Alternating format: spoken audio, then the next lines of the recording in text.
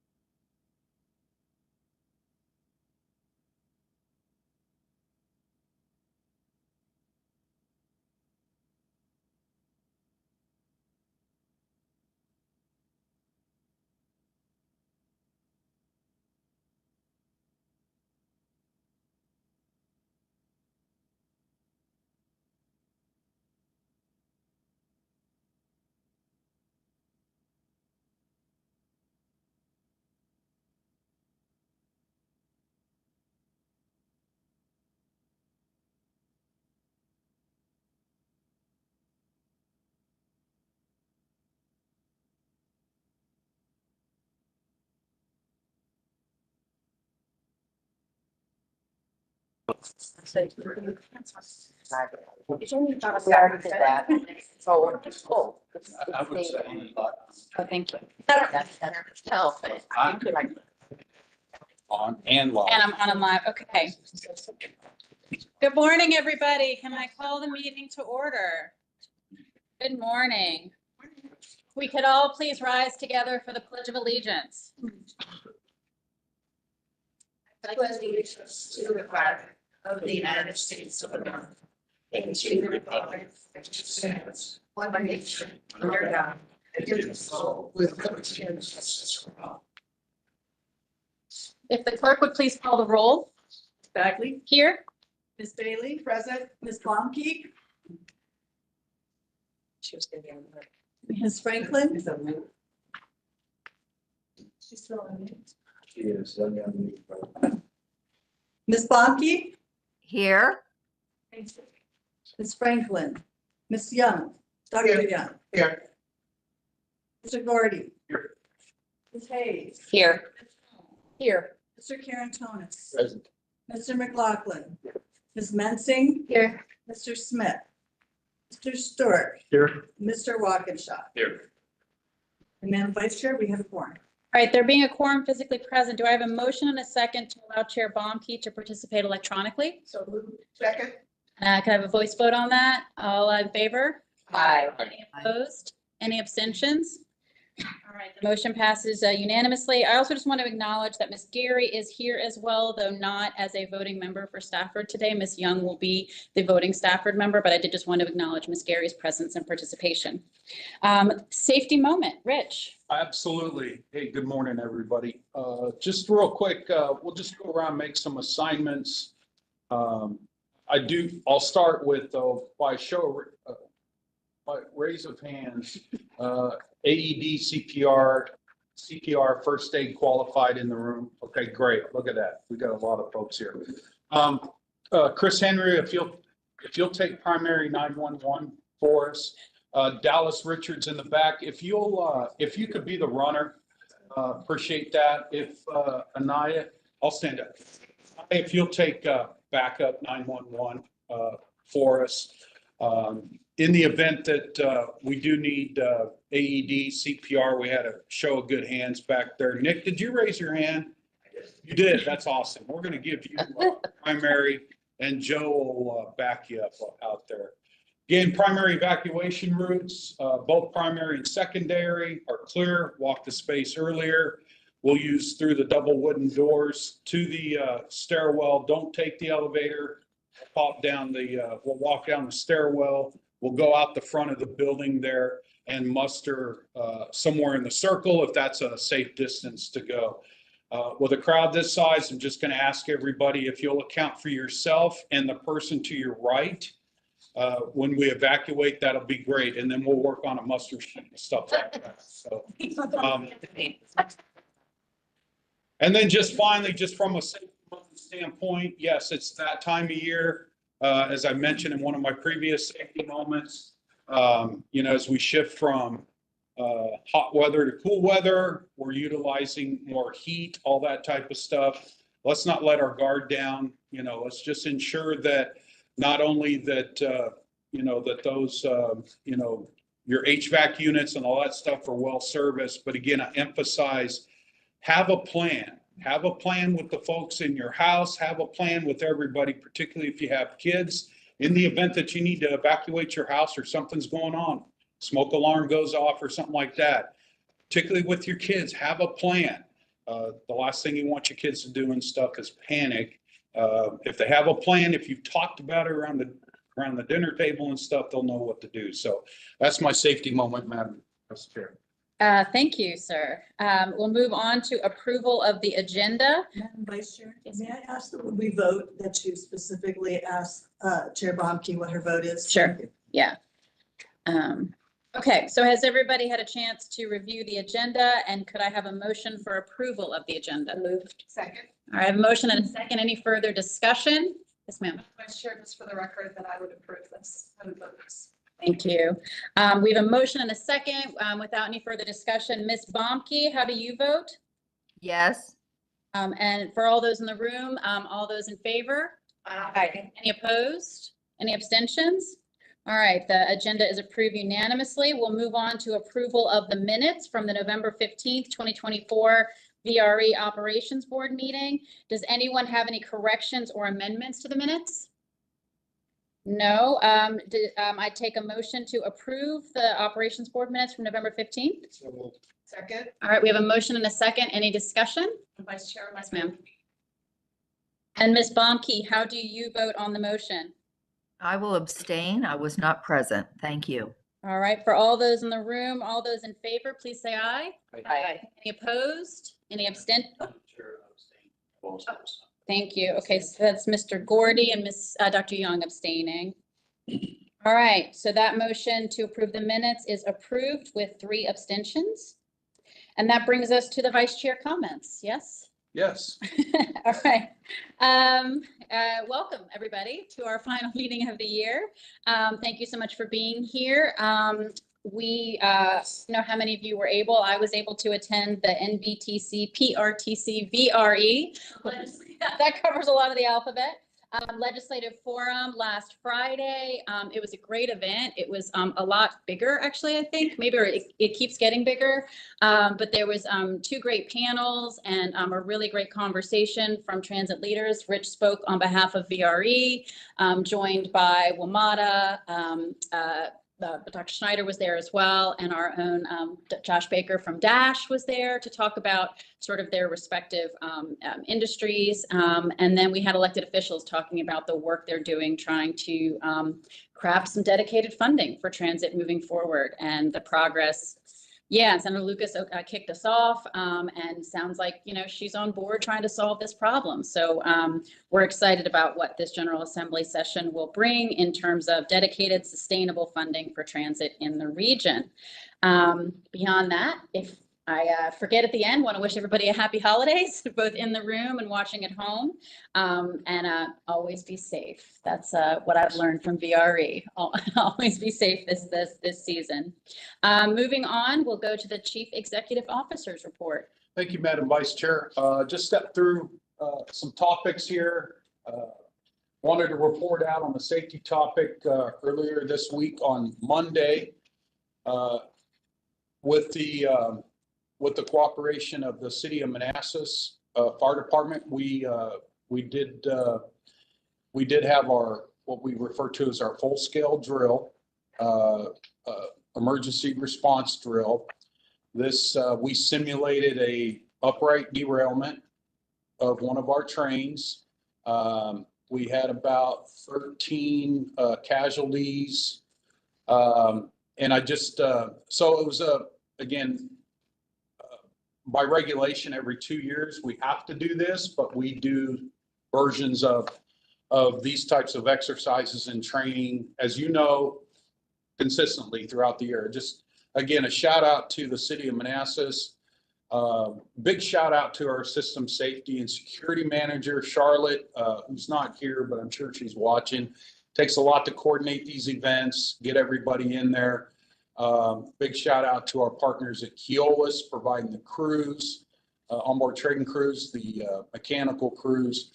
I will note though, this was an event, if you will, for the Federal Railroad Administration.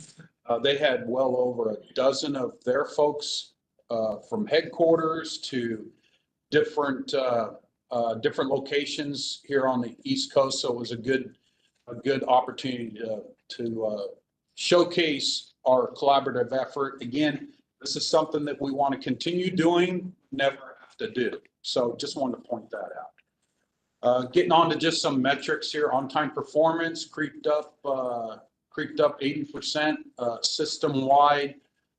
You'll see obviously total delays down, average delay minutes down, and of course over, compared to the last 3 months, total trains over 10 minutes. The primary culprit continues to be congestion. Always like to show this graph, but as you can see, since the peak in July, we've trended downwards. We did have a little spike in October, but even trended downwards further in November. Still a congested network that we operate out there, but as you see, on-time performance is ticking up. Overall ridership for the month of November, of course, we had not only the Veterans Day holiday in there, we had the Thanksgiving holiday. We typically see a downward trend for the month of November, in addition to December as well. And of course, that's reflected in average daily ridership as well. Last Saturday, December 14th, was our annual, I think we counted up 25th or 26th time we've done Santa Train since VRE's inception. Sold over 10,000 tickets. Very, very, very good event. And I just a shout out here. I know several of you were out there. But I did, again, a shout out to, the folks that make this possible. It's well over 100 volunteers. And I truly mean volunteers. These are from the Santas to the Mrs. Claus, to all the elves, even the folks that you see standing out on the platform and stuff like that. Shout out to the United States Marine Corps once again for being a staunch supporter of not only what we do, but what we do. We're a supporter of the, this is our annual Toys for Tots. And so just a great event. In addition to the VRE staff, OmniRide staff participates in this event as well. So it's really a huge collaborative event. So, and if you're one on the top left, the one to the right of me is, she's 5 years old. It was her first Santa train, and she was giddy the whole day. But I think from an informal staff, the young man in the very top center, that just says it all. About the event, very excited young man there. So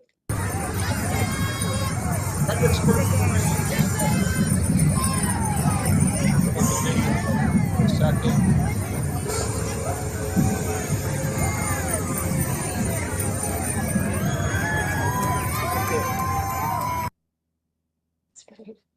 So that's our annual float, our second annual float, second time we participated in the holiday parade.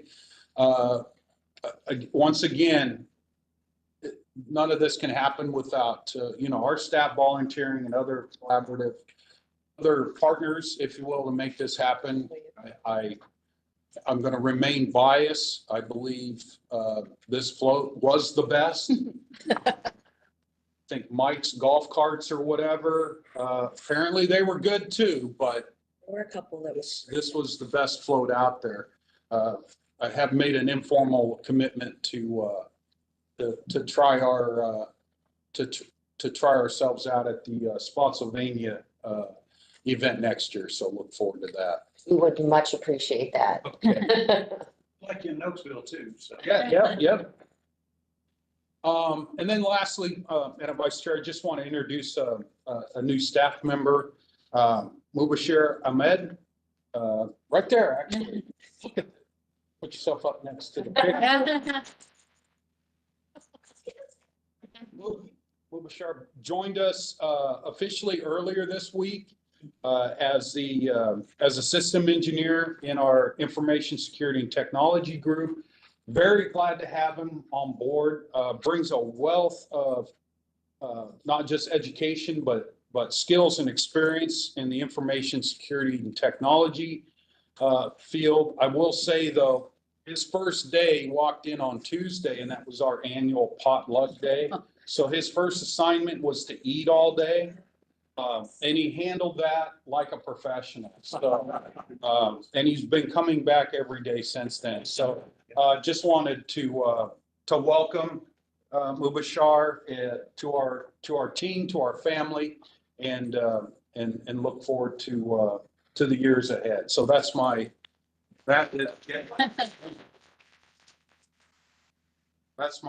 report, Madam Vice Chair. All right, thank you.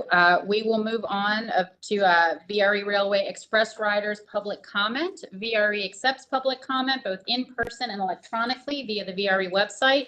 Members of the public wishing to make public comments have 3 minutes and should state their full name and the jurisdiction they live in. And written comments submitted before 8 a.m. this morning will be forwarded to the members of the board and attached to the official minutes.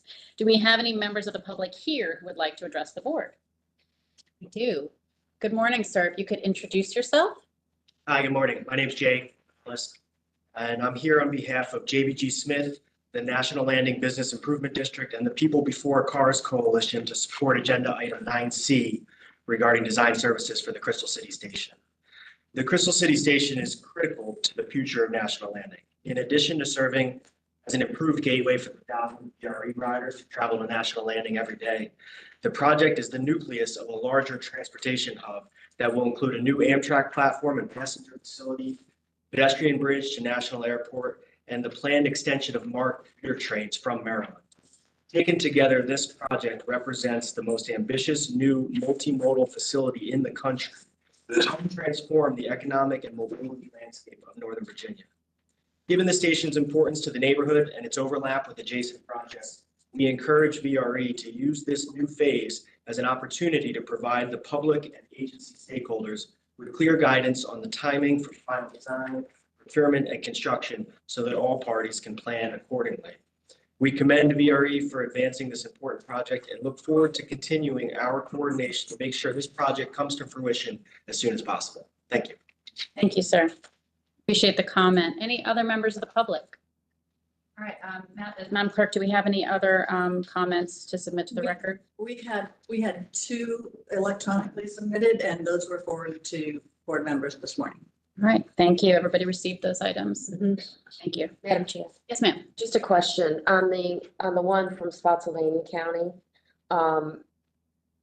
Is there any opportunity, I realize the situation was that person was stranded in the moment, not able to get any other type of transportation. Is there any thought to, in the future at some point, providing an additional element of if people are not able to get on the train, buses, that kind of thing that would be able to transport people. You know what I'm saying? So that there's a sort of a safety net of train is broken down, can't get to where you're going, a bus is gonna come and. I'll just say, we do have some of those protocols in place.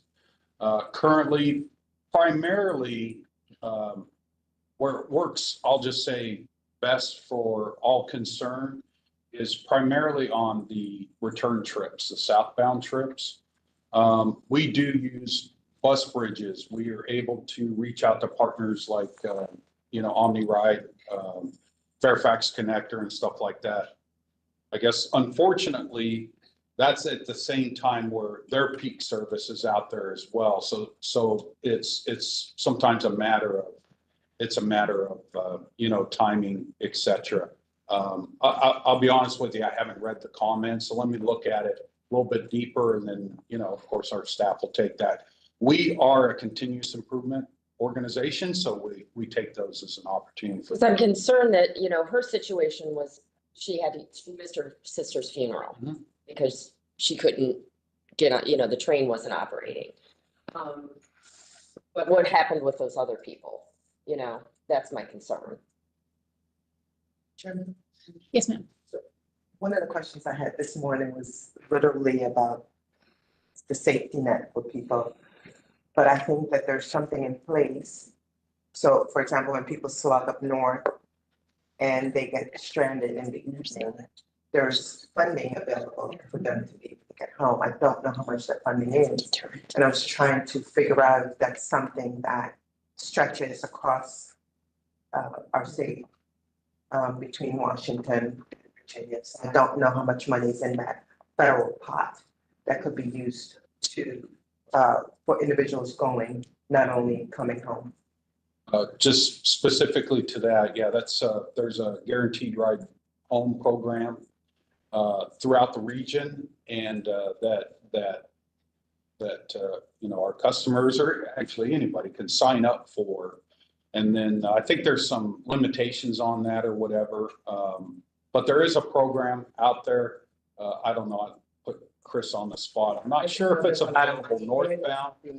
Yeah, I think that's actually the case. There's probably something there that's not being fully utilized. So anyway, we'll take a look at the whole thing. I mean, perhaps as an information item for the board in the new year, because we do have some new members too, we could sort of, the board or the staff could prepare a short education item just on what do we do in the, there are existing backups, like you say, bus bridges and stuff, but maybe we could all be read in a little on what the standard procedures are. If a train is broken down, how do we get people, either to PRTC or, to somewhere else to relocate them? So maybe that's a note, for a future agenda item in the new year. Moving on then to our action items. Action item A is referral of the amended 2025 and preliminary 2026 VRE operating and capital budget to the commissions and jurisdictions. If Rich could introduce the item and the staff presentation. Thank you, Madam Vice Chair.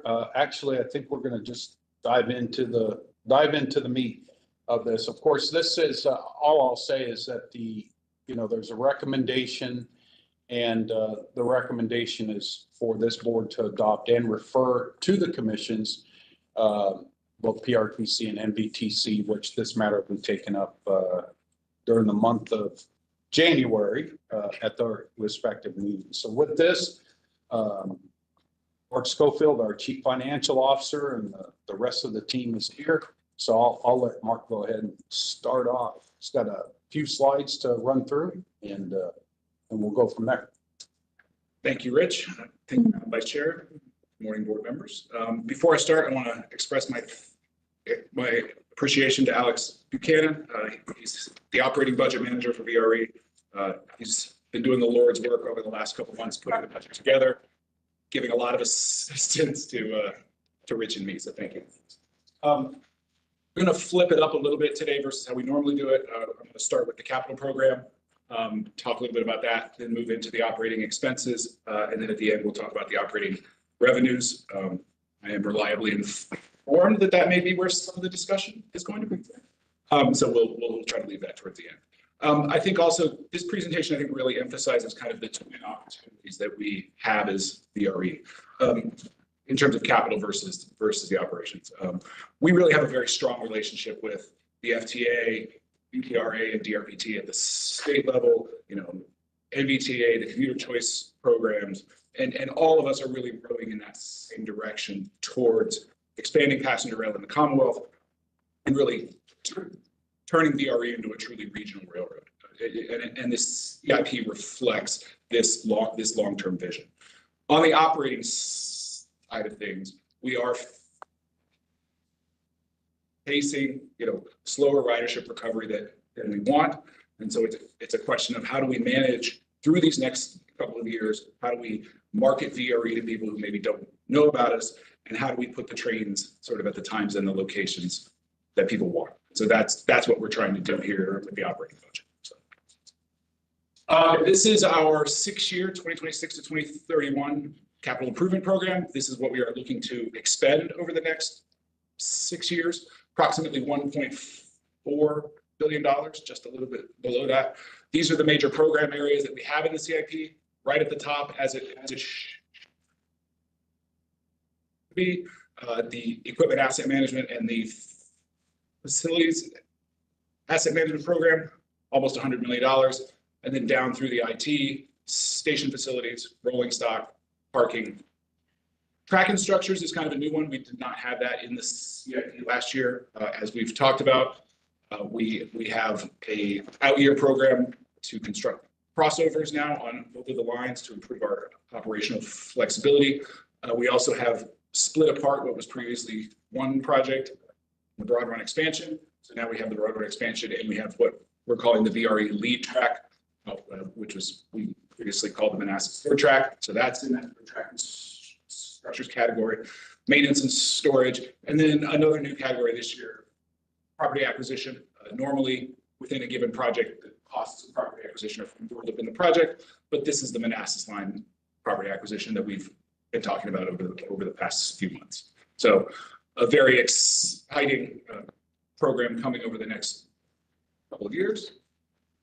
And so this is how we are proposing to pay for it. About equal from the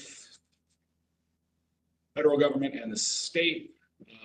A good chunk of money coming in regionally, like I mentioned, commuter choice, and then either purely local, where an actual jurisdiction is making a contribution to a project, or VRE type money, either coming out of the jurisdictional contribution that you all make, a portion of that goes to capital, or coming out of our dedicated commuter rail operating capital. So all of those committed and expected dollars together, a little bit below $1 billion. And then on those out-year projects in particular, like I was talking about, rolling stock, crossovers, things like that, those are in the program because we see the need coming. We haven't yet identified exactly how much those things are going to cost or exactly where the money's going to come from. So we have our best estimates in there, but at the moment we haven't yet said, we have a committed way to pay for these things yet. I think the point I'd really like to make on this little chart is if you look at that local line and the VRE line, those two things together are less than 5% of the total. I think we have really been able to leverage, I think, a very impressive capital program out of a relatively small contribution local jurisdictions with a lot of support, again, out of the FTA and out of the state. So I think it's a really, I think from a jurisdictional perspective, I think that leveraging is really delivering a lot of bang for the buck. So we have our near-term capital projects. These are the ones that have been underway for a number of years. They're in design and planning, and they're really about ready to go to construction. So we have the Alexandria Station project, which is now combined with the VPRA-led effort for the King and Commonwealth bridges. VRE will be delivering both of those projects. We have what we were just talking about there, the Crystal City Station. We have our Broad Run expansion, which we have to do to bring in those new rail cars that we have coming. We are also doing an expansion down at our Crossroads yard, so that's happening in a couple of distinct phases. We have parking and an employee building that are going to be coming online in the next couple of years. We have our, as we've talked about a number of times, our new concept for midday storage, not being downtown in DC, but being in Alexandria.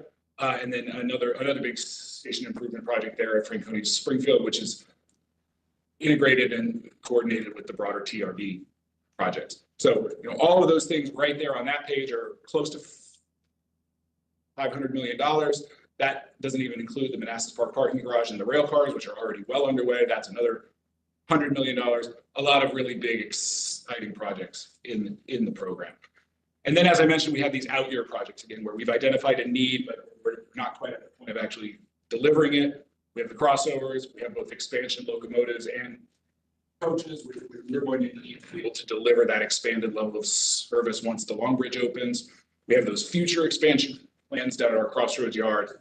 And then, as I mentioned before, we have that VRE lead track out in Manassas that's really going to change the operations for us on the Manassas line. So, Madam Vice Chair, I thought I might pause there for just a moment if people have questions about the capital program before I dive into the operating budget. Any questions from the members on the CIP presentation? Keep going while you're winning, man. Vice Chair. So shifting over to the FY 2026 recommended operating budget, just to give an overview, as we bring it to you every year, we bring you a balanced operating budget. So all of the projected expenses that we have are supported by what we would call reasonably expected revenue. We are continuing to deliver our core weekday trains, 32 daily trains, and this budget continues to support the planned implementation of this Saturday service, which we included in this year's budget. So our total operating budget, and this includes debt service, is projected at $115 million. That's down about $3 million versus the budget for the current year, fiscal 25. That is for two major reasons. We are seeing one of our major debt service payments for 11 of our rail cars is coming off the books, which is great. And then, as we've talked about, the new arrangement with VPRA owning the Manassas line, our access fee payments to Norfolk Southern are declining substantially. So those two things together account for a $6 million reduction. And then we have about a $3 million net increase in all the other costs within the operating budget. We've been working in October, November, really trying to scrub those departmental budgets, try to find the most efficient ways to deliver what we have to do. We can't, two areas that we can't get away from seeing cost increases right now: mechanical operations and the maintenance of our facilities. But the message that we always want to convey, we are not deferring anything that is critical. We will have the resources necessary to deliver the service that our riders expect and deserve, while also trying to bring in more new riders, because that is critical to our long-term sustainability. Just to go through expenses real quick, all of our major contracts that we have with Keolis for operations and maintenance, with Post Railroad, with Amtrak, with services that they're going to continue to provide while we're still doing midday downtown. All of those have been escalated with the appropriate inflation metrics. Insurance, which I think is going to become an increasing topic of discussion among the board over the coming months, is one area where we're projecting a major increase, close to 10%. We tell you every time, this is not because of anything that VRE has done, any issue with VRE's delivery of service with our safety practices. This is about constraints in the international insurance market in which we have to operate. As I mentioned, a couple of areas there where mechanical facilities where we're going to see costs go up. Right now, at least, the projections for diesel are relatively neutral, so that's causing us a lot of pain in the budget next year. The budget does include a budgeted staff increase of 4%. That we have not made a decision yet about how that might be broken down between COLA and merit, but that would be the maximum. And then we do have in the budget recommending adding 3 new full-time employees. It's not a net, the net cost is not equal to adding 3 totally new employees. We have 2 part-time employees in marketing and planning that we are recommending those become a full-time position. The only totally brand new one is adding a new FTE in safety and security. So then how do we pay for the budget? We have our weekday ADRs, average daily ridership. Our projection is reduced from 8,500 in the current year down to 8,000 for next year. We are not going to reach that 8,500 number. We don't think this year, so trying to bring it down to more like what the trends are showing us. Still continuing to project, at least for the introduction of this Saturday service, at about 1,000 ADR. So that would generate total passenger revenue of about $20 million. We have not included any sort of anticipation of what might happen with a potential return to work in the next month or two for the federal government employees. Obviously, we will be watching that very closely. If things change enough that it's worth it to come in and do an amendment to the budget, we'll obviously bring information back to you. So one nice small piece of the budget is that we do anticipate the return of our Amtrak step-up program that was put on hiatus at the beginning of the pandemic. And the major change that has happened is now that Amtrak requires us to transmit the names of our passengers who are going to be riding on the Amtrak trains so that they can be on the manifest for safety and security purposes. So we've been working about, how do we make that work with our VRE mobile. We're very close to being ready to do that. And so one of the things that you'll see in the resolution there is us asking you, we will update the passenger tariff to say that the customers who want to use the step up will pay a ticket price of $4. And just a reminder, we do have commuter choice money that's helping us to bring that program back, which is great. And this kind of goes back to my earlier comment about sort of the overall level of the budget. A lot of these grant reimbursements are driven by costs. So when you bring kind of the gross cost number down in the budget, you're also bringing the reimbursable revenue down. So the net impact on the budget can sometimes not be as large as you might think. So again, going back to this question of balance, how do we bring you a balanced budget that we believe brings the revenues in an equitable way from the passengers, the taxpayers, and then using the remaining pandemic relief money that we have. The 6-year plan that we have in the budget does sort of officially return to that pre-pandemic policy of alternating each year between an increase to the passengers and an increase to the jurisdictions.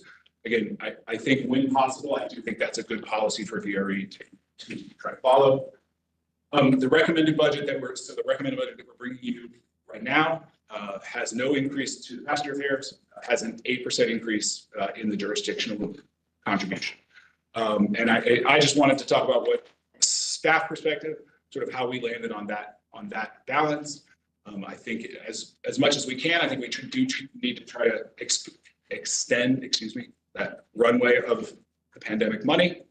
I think if you look at that table that's over there on the right, and if you were able to look at the tables in the memo that we gave you a week or two ago, I think the decision to give the jurisdictions relief on subsidy and that sort of immediate post-pandemic period was the right decision. But we are trying to bring sort of the jurisdictional share of VRE sort of back to where it was before.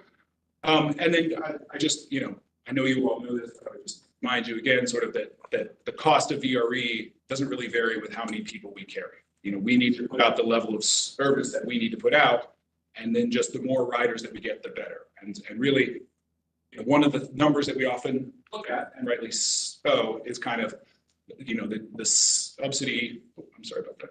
It is kind of the subsidy per passenger. And in my view, the way to bring that number down is to bring more people onto the system rather than sort of holding down the jurisdiction contribution. I jumped ahead. All right. Thank you, Madam Vice Chair. I would be very happy to answer questions. No, thank you very much for the presentation and for all the flurry, I think, of additional information that's been disseminated in the last 48 hours or so. I hope everybody's had a chance to review. There's been some additional emails and charts and memos circulated. I want to open up for discussion or questions to Mark or to Rich. Ms. Hayes.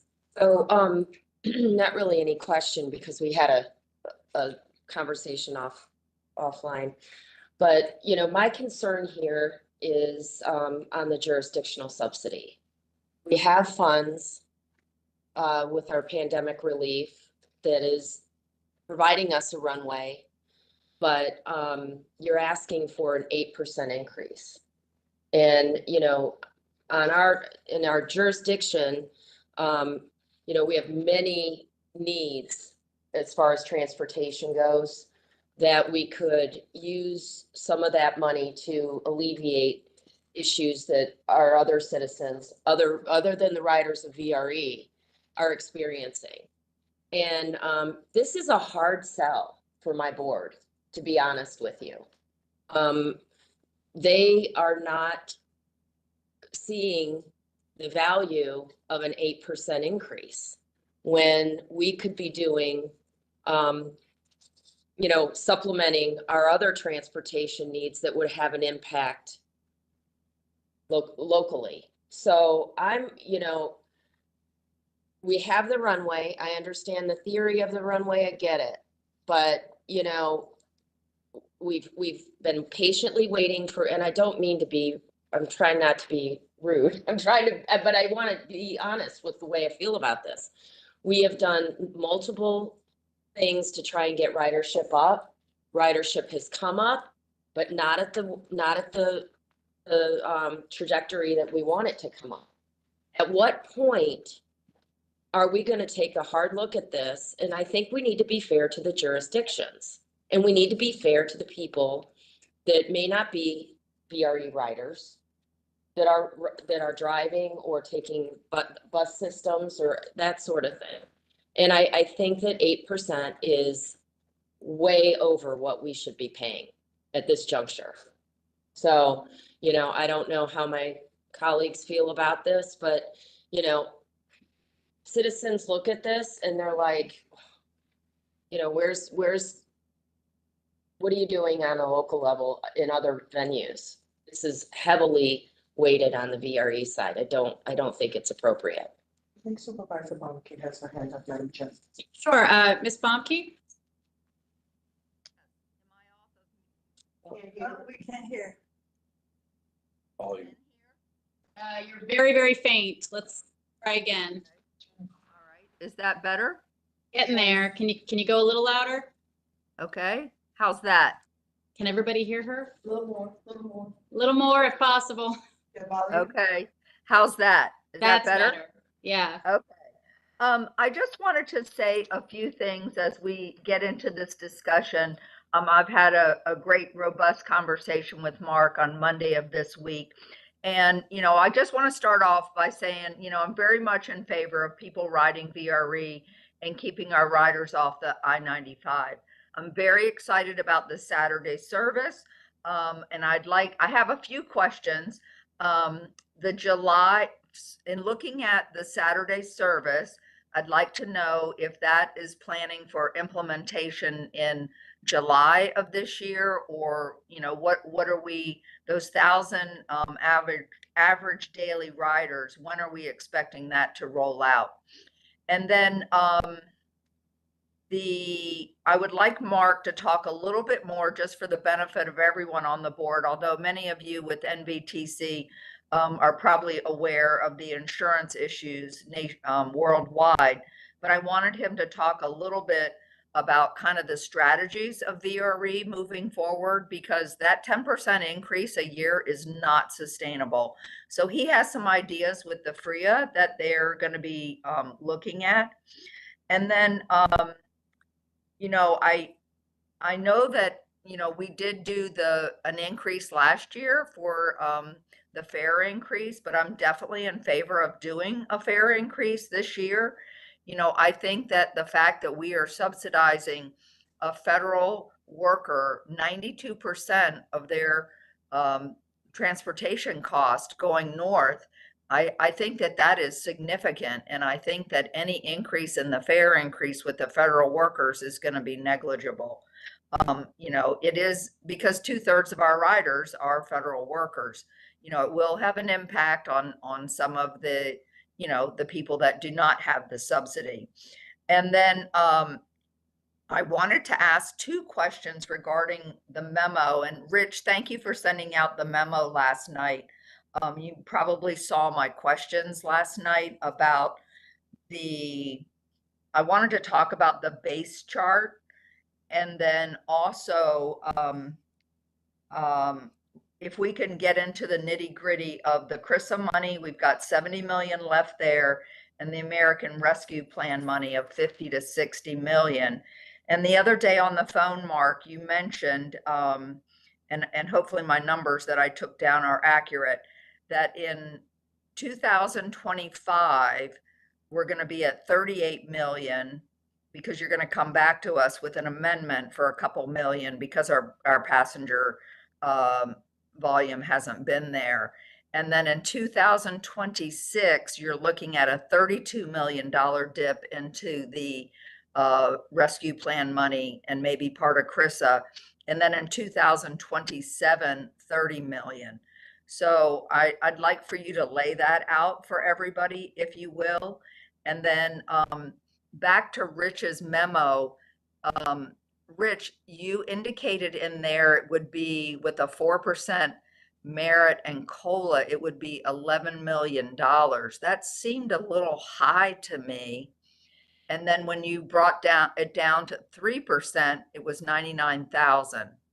And I didn't know if it was at a $99,000 reduction off of the 4%. So I'm a little confused with some of those numbers. So if you could help me understand that, I would appreciate it so much. Thank you, Chair Bomke. I was taking notes of all the questions, and I think we'll try to work through them one at a time if we can. Do you want to tackle them? I think I might address them in reverse. Reverse order. Okay, so. Yes, so our projected total spend next year for salaries and fringes with the 4% increase will be a little over $11 million. If that were to be reduced to only a 3% increase, the net reduction would be approximately $100,000. $99,000 was the number that we distributed. So yes, that's how much expense would be reduced if we were to go from the 4% to the 3%. So yes. Chair Bomke, does that clarify for you if the board were to only approve a 3% maximum COLA and merit, there would be an approximate savings from a 4% of about $100,000? Yes, it does make sense. I guess didn't think the number would be in over $10 million. So I'm a little surprised, but yes, thank you. It does clarify. Okay, so we're gonna, and then the sort of, again, going in reverse order, Mark, do you want to address the sort of the cascading amounts of pandemic relief funds? Sure. So part of the budget that you're seeking your recommendation on today is also an amendment of the current year budget. And so we do that does have an increase in our projected amount of pandemic relief money that we're going to use, as Ms. Bomke mentioned, by a couple $1 million, just given that passenger revenue is not where we had originally projected it to be. And then I believe she said that the amount that we have in the budget for this year is for 26, the one that we're asking you to approve, is about $32 million. Is that 32.7? Perfect, thank you. So again, just speaking broadly, we would anticipate that we would exhaust the revenue plan pandemic money at the end of next year, approximately. And then so at the beginning of 27, we would start using the CRISA money, and that we would at some point in FY 28 then, I don't want to nail down exactly what month that would be, but at some point in FY 28 then we would exhaust at sort of current draw rates in the $30-ish million per year. That is when we would kind of hit the end of the runway and use the rest of the CRISA. So Ms. Bomke, does that clarify? Yes. So there could, if our ridership comes back with the federal workers with the new administration, and of course we don't know what that's going to look like, there could be CRISA money left over for 2029 potentially. Your lips to God's ear. Yes, I hear you. Okay, thank you.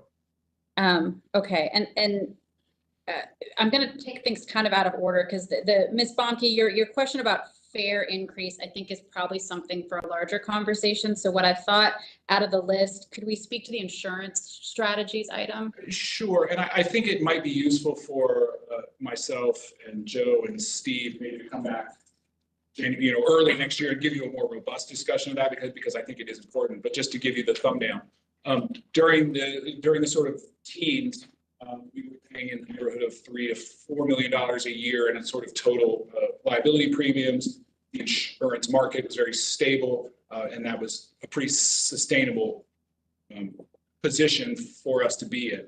What has happened starting roughly 2020, the international market, again, that we have to buy our insurance in has really tightened up, and not because of anything to do with VRE or anything even to do with commuter rail broadly. It's about wildfires and hurricanes. There isn't the capacity in the market that there was before. The amount of insurance that we have to buy is part of our access agreements with our hosts, and that in turn is driven by a link to PREA, which Ms. Bomke mentioned. So PREA has a passenger rail liability cap in it that applies to Amtrak, and so that has just been linked into our access agreements.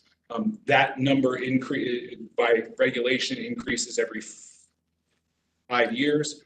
It is currently at, I believe, $323 million, Joe, thank you.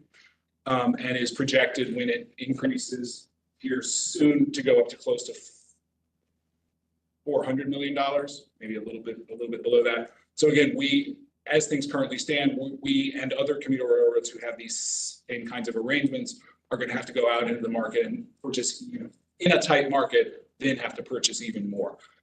This is not a VRE only kind of issue. This is affecting lots of commuter railroads. This is a topic that has come up for discussion at the Commuter Rail Coalition.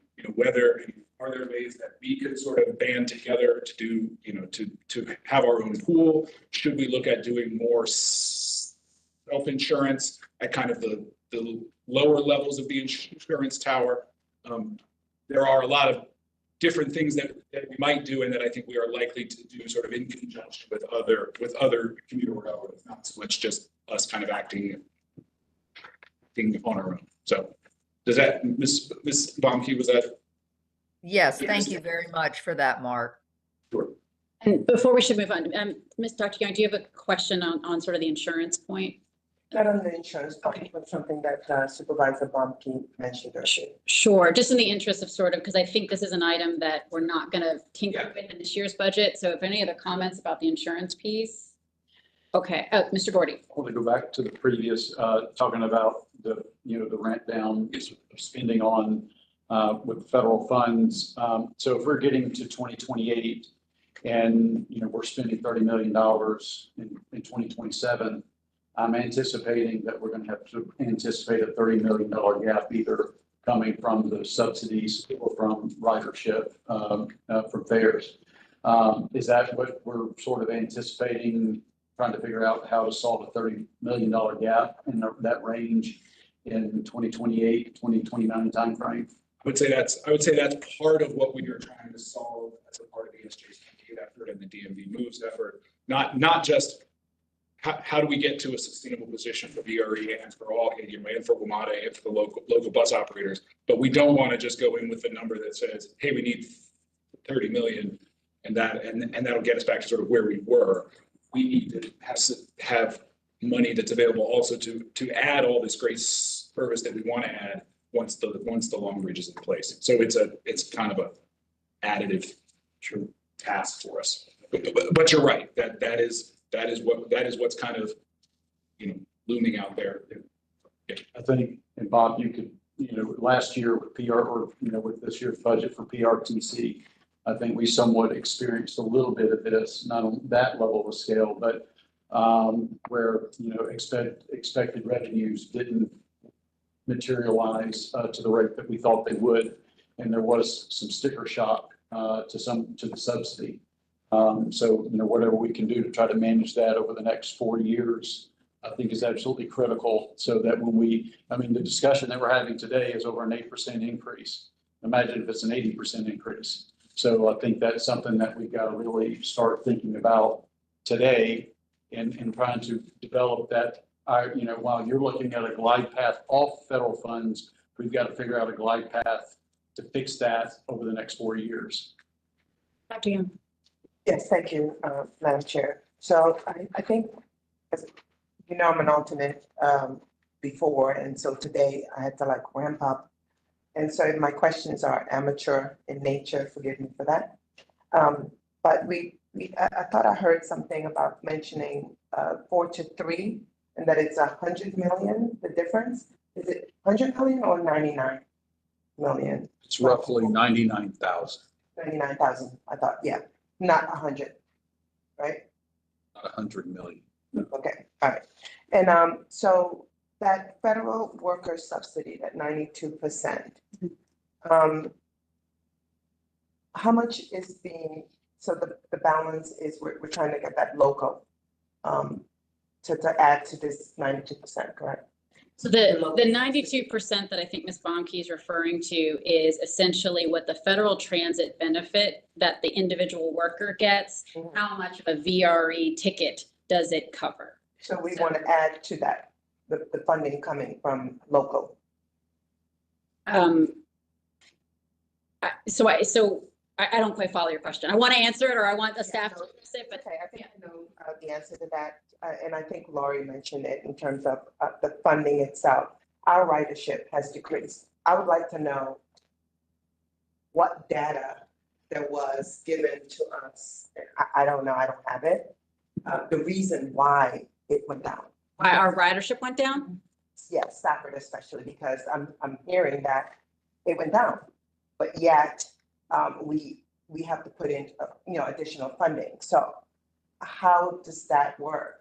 Sure. That the ridership goes down, but we're asked to put in more.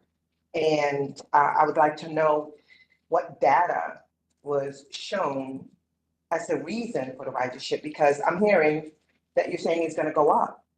How is it gonna go up if ours is going down?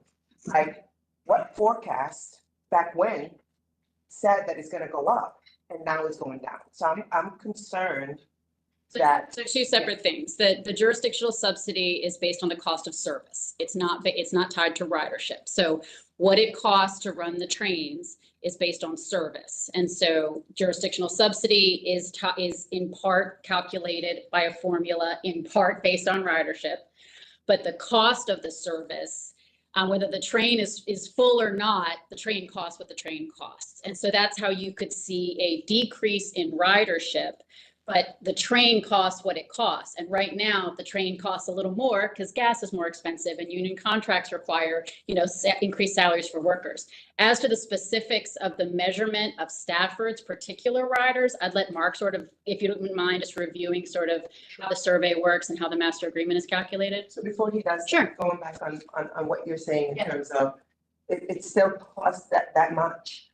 But an individual, let's talk about equity, for example, an individual that doesn't have any sufficient funding to get on that train, and you're saying, the ticket costs, whatever it costs, and that's what we expect everybody to pay, or rich or whatever, except federal government employees get funding towards that. Sure. And I just feel that it's uneven, it's unbalanced in terms of how much money we have to put in Stafford County. But go ahead. I think if you compare the survey that we did last year and the survey that we did this year, there was definitely growth overall in the number of riders. But it was not even across all the jurisdictions. And so you saw definitely a jump, a proportional increase that was higher in Spotsylvania and in Fairfax County. But then Stafford was actually relatively flat in terms of the number of riders that responded to the survey last year versus this year. So I think that may be what you're referring to. And so then the results of that survey, like Vice Chair Bagley was saying, go into how do we split up that 18 or $19 million of jurisdictional contribution among the different jurisdictions. And so if your ridership is lower, all else equal, you will pay a little bit less, which is what has happened to Stafford this year. So the total bottom line in the recommended budget has gone up, but I believe that Stafford's calculated amount has been close to flat from last year to this year, again, because of not seeing as much ridership change in the survey. So Yeah, Mr. Walkinshaw? Do something I don't do very often, disagree with Mark. And Mark said he thought it was the right decision during the pandemic to almost eliminate the jurisdictional subsidy. In full disclosure, I was here and I voted to do it in the spirit of consensus that we typically operate in. But I raised concerns at the time. And the concern I raised at the time is eliminating the subsidy, or almost eliminating the subsidy, would create a situation where we as board members, as jurisdictions, became mentally anchored to the minimal pandemic subsidy that we paid. And just getting back to the pre-pandemic subsidy would be treated and described as an increase in the subsidy. This is not an 8% increase in the subsidy. This is an 8% increase in the subsidy over the last 6 years. It is an average annual increase in the subsidy of 1.3%. What's in the proposal is a $1.4 million increase in the pre-pandemic subsidy over 6 years. $1.4 million increase over 6 years. I would challenge any jurisdiction in this room to identify a line item in your budget, police department, fire department, human services, social services, your own offices, that have not increased by more than 1.3% per year over 6 years. So I do not accept that it's an 8% increase. I know that's what's on the spreadsheets. I understand that your colleagues might experience it as such because they don't know the history, but it isn't. We are just not even getting back to the pre-pandemic jurisdictional subsidies and thank you everyone who's asked great questions and gotten Mark and the team to do more work and really given us some good information. We are just way behind inflation, federal transit benefit, railroad inflation, and we're behind both in fares and passenger subsidy. But we're twice as far behind in subsidy as we are in fares. So, you know, obviously we've been having this discussion and debate over the last few years. My perspective on it is probably not a surprise to you all. I do not accept that it's an 8% increase. It's an average 1.3% increase over 6 years. We as a jurisdictions are getting an incredible deal in VRE because of the reductions that we implemented during the pandemic. And I'll also point out with respect to our riders, notwithstanding the couple months of free fare promotions that we did to try to get people back onto the system, we did not eliminate fares for our riders during the pandemic. We all but eliminated jurisdictional subsidies. So, you know, I support the 8% or the 1.3% increase. You know, with respect to passenger fares, you know, this also won't be news. I think we should stick to our every other year process. I think that makes the most sense for us. 2/3 of our riders get the federal transit benefit, but a third don't. A third are paying out of pocket. And I'm a VRE and a Metro rider. Sometimes I do both. For me to take VRE from Burke Center to Union Station costs $18, free parking, which is great.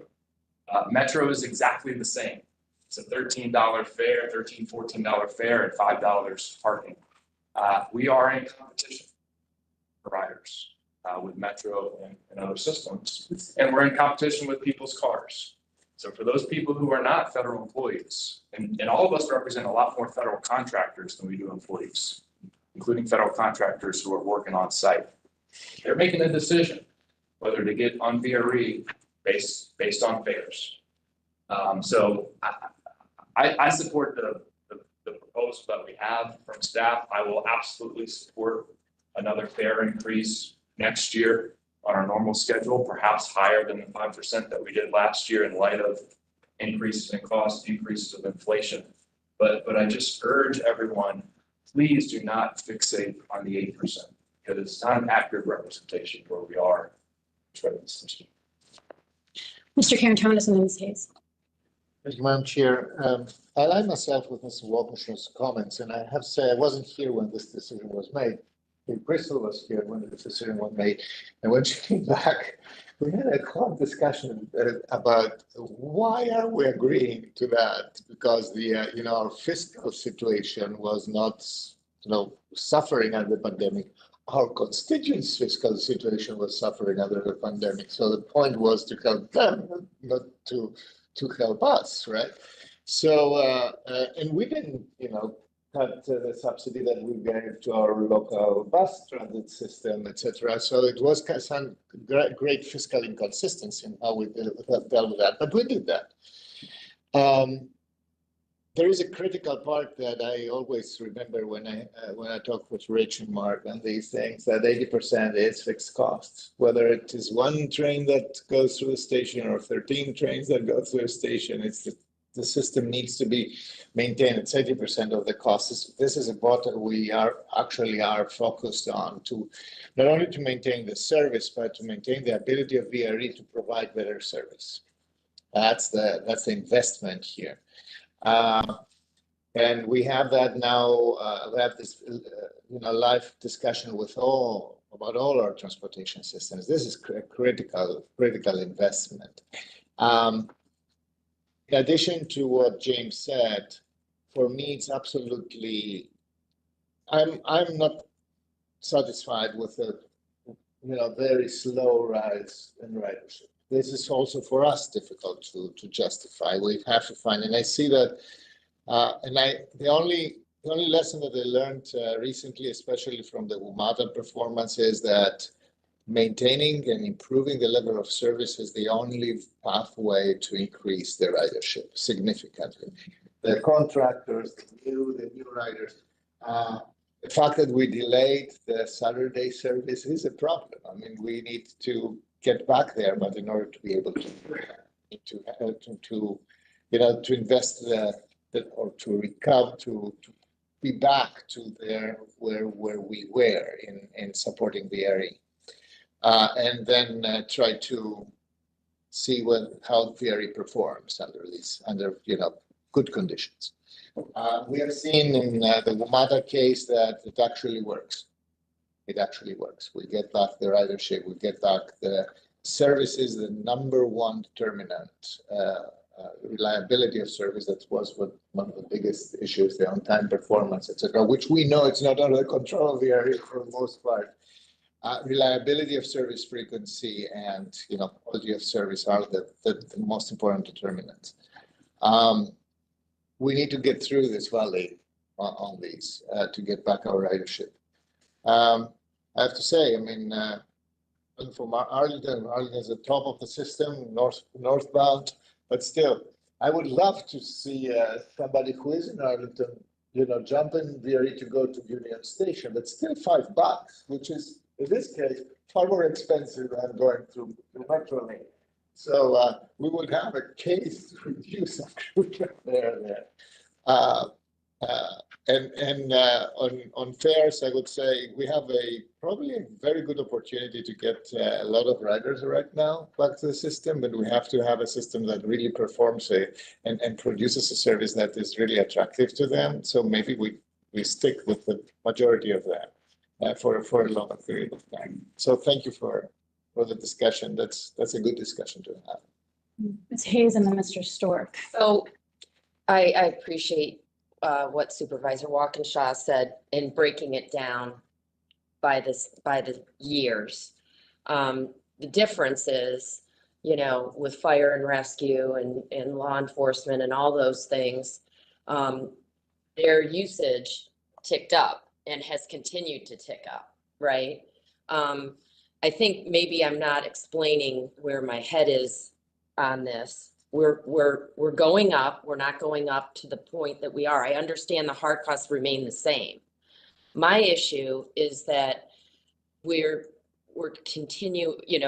putting in additional money for a very slow increase when we have funds in our runway that could be used to provide a little bit more time on the jurisdictional side. That is my whole thing. Much of the money that we all got during the pandemic, we utilized in that moment when the crisis was occurring. Pandemic's over. It's done. Now we're going into a new administration. We don't know what this looks like. If everybody has to go back to work, then we're going to love that, right? Because that'll help us in the long run. And we maybe won't have this discussion next year. Maybe we'll, but right now this is where we're at. My area is very, very different than Northern Virginia. Very different. We don't have a metro option. We have, and most people, that take VRE, they're, what is it, 65% of the ridership is subsidized? Right. So, and we can't really tell from our data how that breaks down by station, right? That's just an overall number. We might get stat from the customer service survey, but I don't have. But it's not yet, right. But so my point really is we have a runway. We don't know. Granted, you can always say, well, it could get worse and we need to have this in our arsenal for future. But I'm hopeful that it's going to get better, that ridership's going to get better with this new administration. And I feel like we need an 8% increase, even though it's 1% over the years.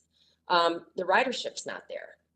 And it is a hard sell in my jurisdiction for people to say, well, why are we giving this much to VRE when the percentage of riders compared to the overall population is fairly small? These are questions that are asked of us by our constituents, that we are stewards of their tax dollars. And so that's where I'm coming from. I'm not saying that I understand the costs remain the same. That has to be covered. But why can't we use more of the pandemic money, the ARPA money, to offset this at this juncture right now? And so that's where I'm coming from. In the scenario B that was given to us, it's a fair increase that generates a 5% and it generates $1 million in revenue. B is fair revenue used to reduce the jurisdictional subsidy. For Spotsylvania, that's $180,000. What if we took an additional $1 million of the ARPA money and put it on that? Could we do that? Could we take that? I'm not talking about making cuts to anything. I'm talking about just taking that money and applying it this time. I appreciate that, Ms. Hayes, that it's a different version of what we're talking about, which isn't fair increase necessarily to reduce jurisdictional subsidy. It's just accelerating sort of pandemic usage.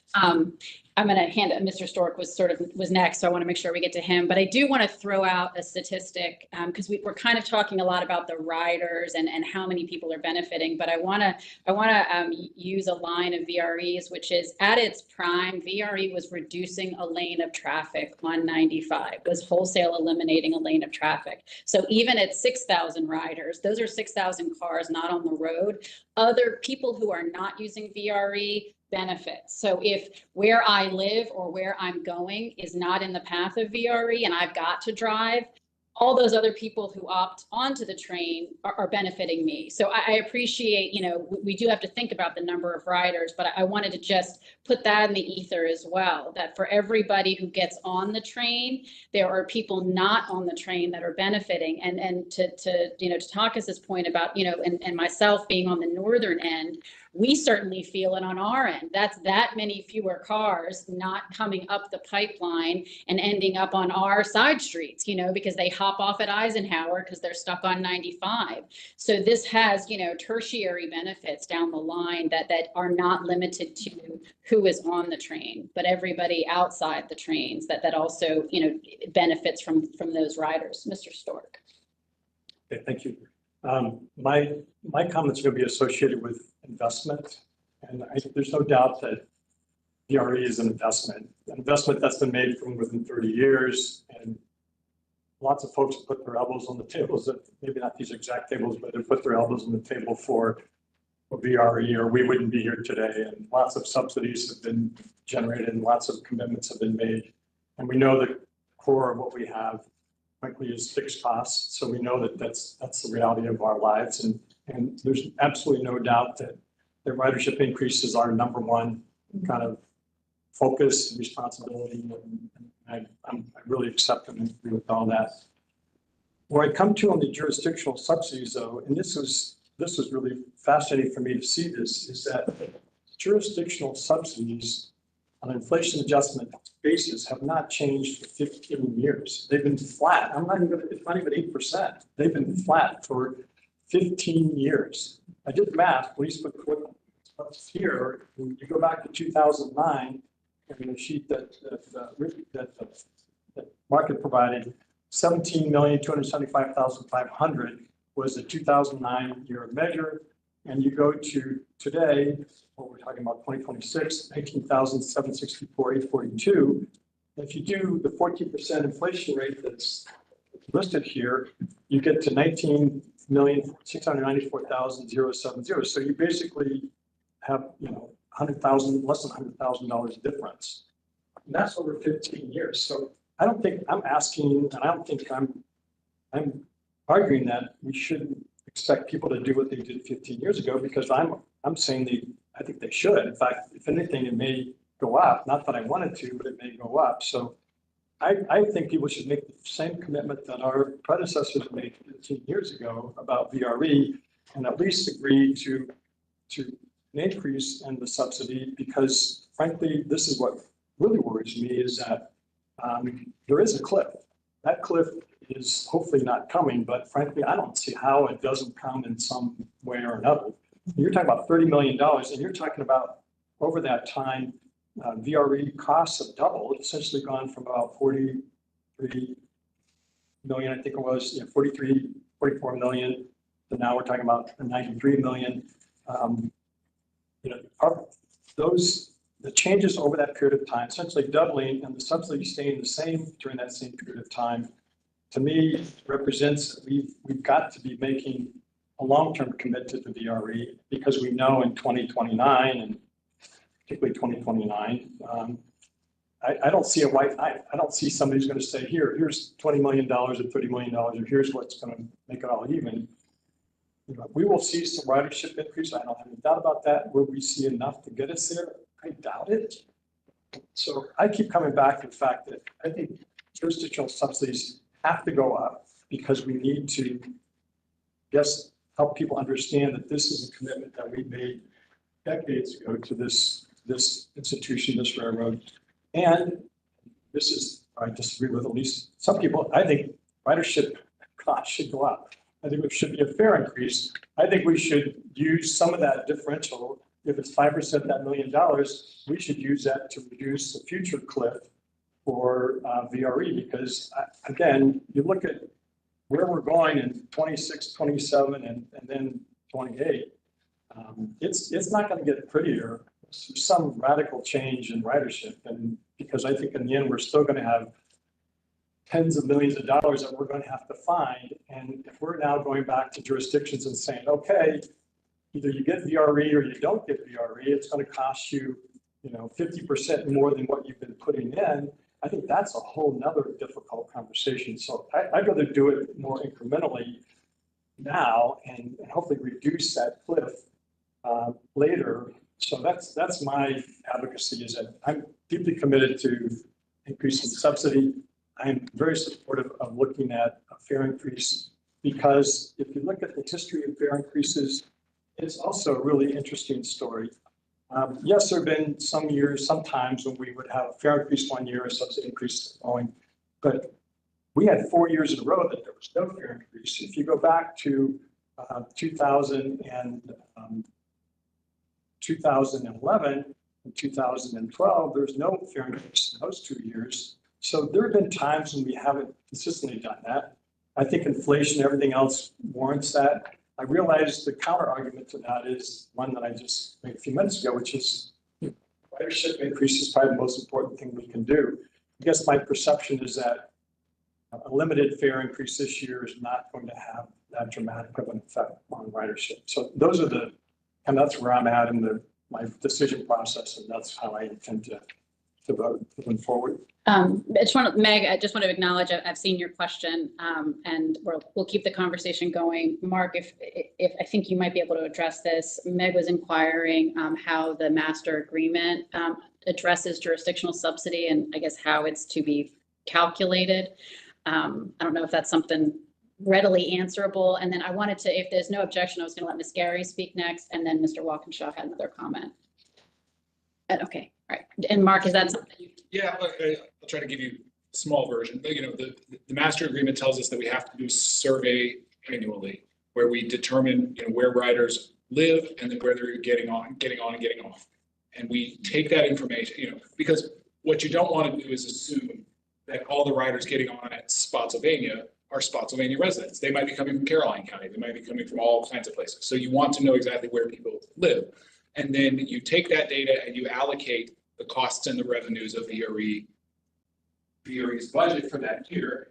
You allocate the costs according to ridership, because basically, like if you imagine a train that leaves the Crossroads Yard in the morning coming up the line, a person who gets on in Spotsylvania rides it all the way in. A person who gets on in Lorton rides it all the way in. Most of our seats don't have a whole lot of turnover. People, we are paying the cost of putting out a seat that one person is going to ride in.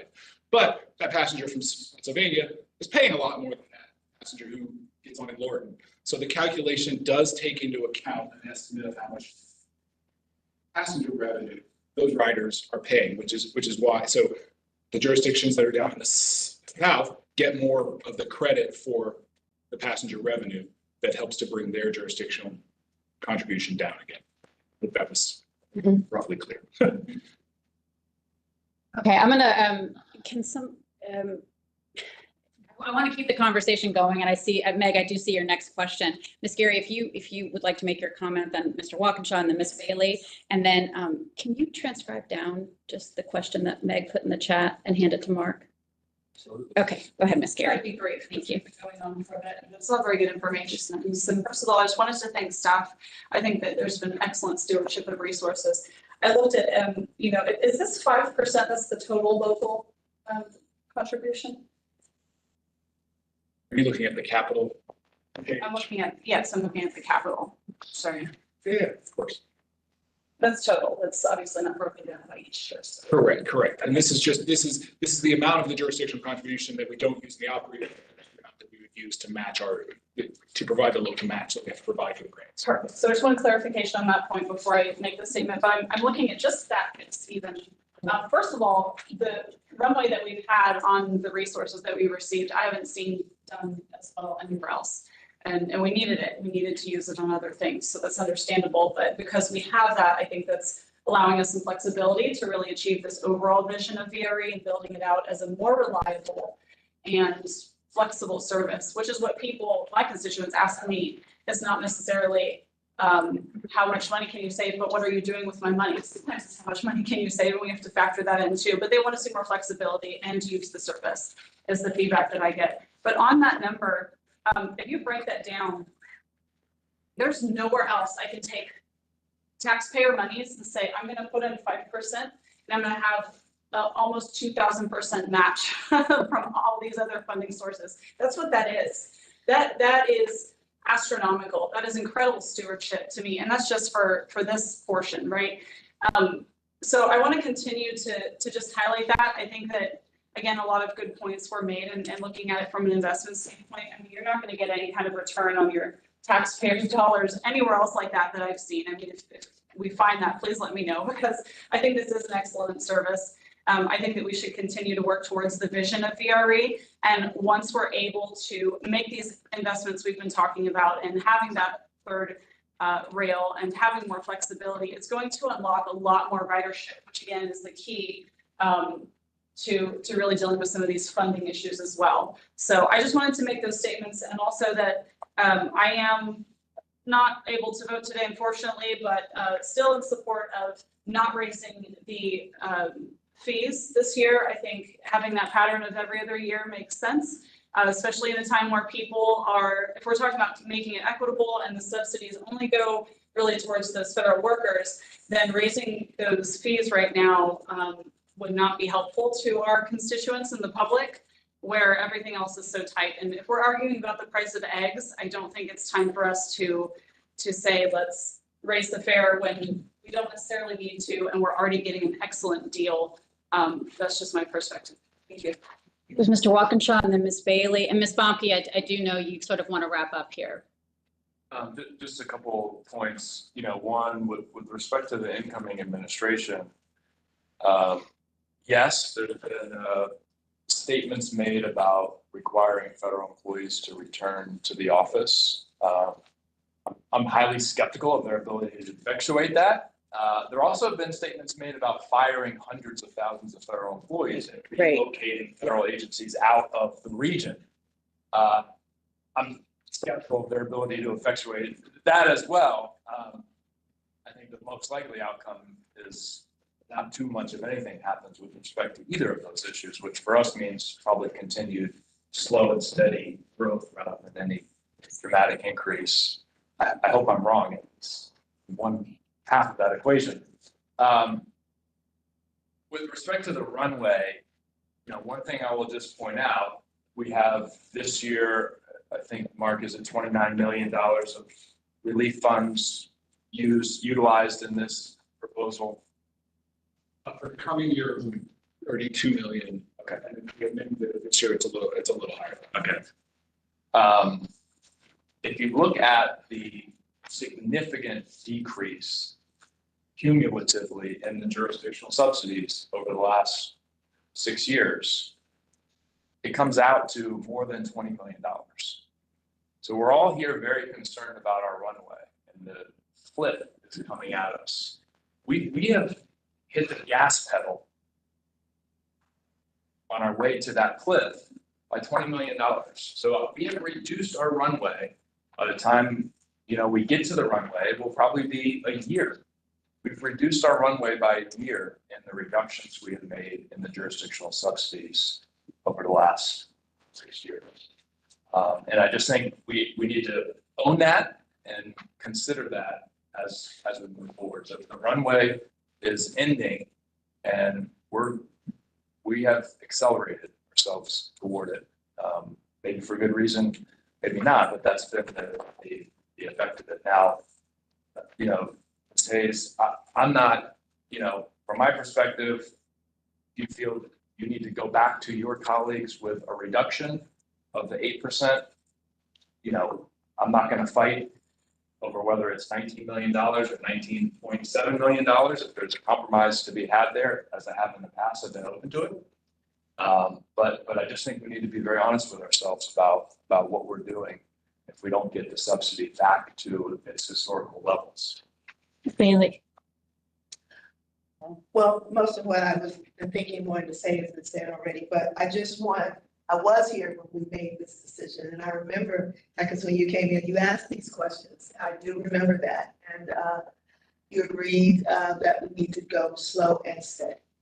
And I appreciate this conversation, both here in the room and beforehand. I appreciate it. I think you've been very fortunate. Mark, you've done an impeccable job in managing our ARPA funding. as it relates to where we are now. You told us the story back before, here we are and where we're going. And so I feel very comfortable with that. But I also understand who's paying what jurisdictionally. And I can't speak for other people's jurisdiction. Tom and I are in the room together, but the trending has shown the results, if that makes any sense. And so we have to be very open-minded, and not that we're not, just hear me. We have to be very open-minded as to the strategic plan that we made before and where we are right now. And I can also say that the runway is ending, as my colleague said. And so we have to look at, as my colleague said, where are we in terms of the fair? But I think we also have to remember, as we increase the fares, if that is the road that we want to take, or the train that we want to take, we have to understand the mindset of our constituents and where we are collectively. And so all encompassing, I think we need to stay with our plan. Our plan has proven to be a good plan. And then next year, look at, based upon the new administration, where are we? So, thank you. I appreciate that, Ms. Bailey. Ms. Baumke, and is there anyone else in the room? Because I do want to give Ms. Baumke a chance. Ms. Young. So I'm just gonna talk about being a VRE writer, being a slugger, just giving you all some information when you make your decision in terms of what the plans are here. I would only write a VRE if I have to come home early, because that's the only way slugging starts and ends certain times. A user of VRE and a slugger for years. And so we know who uses the VRE. Let's be plain about that. If you're at Brook Station and you see who goes on and who comes up. Certain people, we ride free, we slug. If you're in a federal space and you get subsidies, then you're good. So just be clear on who is riding what. You talked about ARPA funds, you talked about Krista. I don't know how much funding is in there, 70 million, CARES Act. What I wanted to ask is when do you have to finish funding CARES Act? When do you have to use it? You have like a certain number of years. Is it up yet that you cannot dig into that pot? We have used all of our CARES and basic, that's done. That's done? We're on track to use all of our money within the next year and a half or 2 years, so that'll be done. And then the CRISA money, as I mentioned, we would expect that to run out 2028-ish. 2028, so that doesn't mean that you cannot use some of that?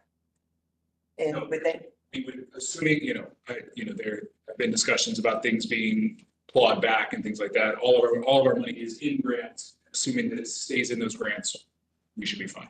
yeah, because I listened to James, I had some notes here about exactly what you said in terms of people going back to work. Young people don't want to work in the spaces, in those buildings. They want to work at home. So you're not going to get them back. And then in terms of this new administration, is individual, they're going to retire because they don't want to work in that space. So when you talk about ridership, this is the reason why when I started, I talked about marketing and telling the elected officials to talk to your constituents about, free ridership on the weekend. We know who's going to ride on the weekend. I'm not going up in DC on the weekend if you work there all week. So you're trying to get folks that don't usually like telling people to ride a bike when they're not used to riding a bike. I'm a Dutch woman, I ride a bike, but there's no way to ride a bike around here because the system's not designed for certain things. So I'm just trying to give you all some context on what people are thinking when you make these decisions. Which I think, one of the our fare structure and like under 18 riding free was partially anticipation of the Saturday service. Cause we need to make the math make sense of, is it cheaper to pay $40 for parking my vehicle? Or is it cheaper to just pay for one adult, 3 free kids and go into, so you're exactly right. I mean, when you touched on equity earlier, I think the equity piece is about the non-federal rider. And to James's point, to the extent that right. And to the extent that our ridership, the slow and steady growth is not in the federal transit benefit space, we do need to be more equity conscious and more cost, to Mr. Stork's point, more cost conscious. So we've been talking for about an hour. I'm going to hand it up to Ms. Baumke, and then if anybody else, and Mark looks like he has a comment as well. Ms. Baumke had a technical question. Yes. Yeah, she asked a good question about whether the master agreement speaks specifically to increases being linked to inflation. And the answer is no. It's very prescriptive about how we have to divide up the jurisdictional contribution based on the survey results, but it is very much at the board's discretion how much overall to increase the passenger fares. Okay, and so I want to give Ms. Baumke a chance to talk, and then I would invite a motion if anybody wants to be thinking about a motion they might put forward after this conversation. Ms. Baumke. Yes, first, I just want to start with saying, Sarah, I thank you so much for stepping in my shoes and running the meeting due to our family situation. So thank you very much for that. I also want to thank Mark and Rich and Mark's team for all the numbers that they've put together. You've done a really good job in the presentation, and I really appreciate this very constructive and productive conversation that we've all had. I think based on all the comments that have been made, it seems like there's not support for a fare increase and for maybe using a couple $1 million of the, whether ARPA or CARES Act or CRISA money to reduce the jurisdictional subsidy. For me, I have to look at my locality and what we've done with taxes over the last couple of years.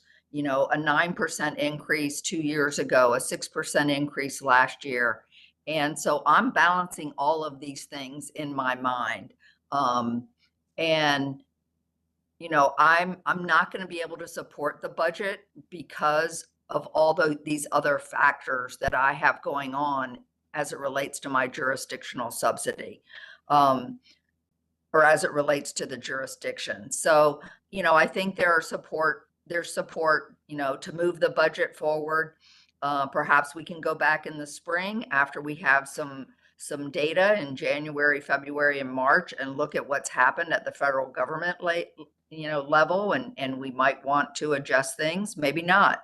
But I just want to say I'm not going to support the budget, but I understand and appreciate where everybody else in the room is. So thank you. And I will be signing off after this because I need to get moving further south. So thank you very much. Yes, ma'am. Ms. Bailey. Thank you, Ms. Baumke. Meg, can you hear me, Meg? Yes. I just wanted to, put you on the spot and say thank you for still participating with your family situation. You still are here with us, and that makes us feel like a team. I just wanted to say that. And I'll second that. I know Meg has put in a lot of work this week. I don't know how many of us talked to her, but I think most of us did. So I think as a board, we're all better for your leadership and your role in the chair outside of this room, sort of preparing us for today's conversation. So I know you just step out. I would have thanked you towards the end of the meeting, but thank you for the stewardship, certainly all year, but particularly on this topic. With that, the floor is open, but I'd be happy to entertain a motion. Mr. Walkinshaw. Thank you, Madam Chair. One thing that is actually surprised me, I didn't know this until I went back and read it. Historically, we have tried to operate by consensus. And for me, that's been over the last several years compromising on some things that I wasn't wholly comfortable with. And our bylaws actually say that we as an operations board should strive to operate based on consensus. Obviously, it's not a requirement. A majority can, if they wish, but I think it is a good practice for us. So Ms. Bomke, I'm surprised, I was a little bit surprised to hear you say that you wouldn't be able to support the budget, and not to put you on the spot. Would you be willing to support the budget as proposed with a 7% increase in subsidy rather than an 8% increase in subsidy? James, I appreciate that, but I don't think so. No. All right, well, Says. I can't support that. I think that we have more work to do on this, and I know we're limited on our, we can't go back and All right, forth I on think this. I understand where you're in charge. I'm going to move approval of the budget, as proposed, by the second. Second. Okay, so we have a motion and a second. Any further discussion, Ms. Gary? Very quickly, I just wanted to state for the record that if I were able to vote today, I would be voting for this motion.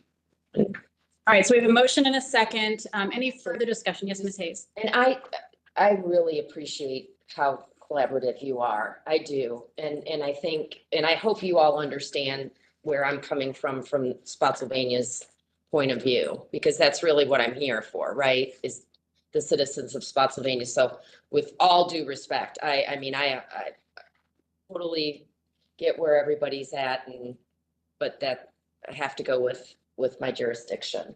Okay, Ms. Holmes. I just wanted to say I really appreciate this conversation. I appreciate Ms. Bomke also having a conversation with you.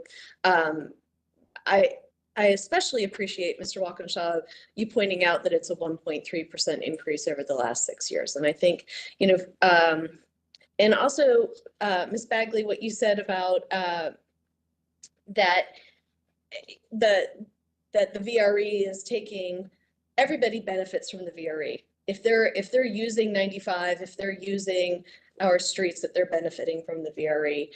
Fredericksburg is, we consider ourselves a train town or city. And so I am going to support this. Mr. Gordy. Thank you, Ms. Holmes. Just want to identify with what Ms. Holmes just said. I just appreciate the conversation today. A lot of context, a lot more history than we can get in reading these documents.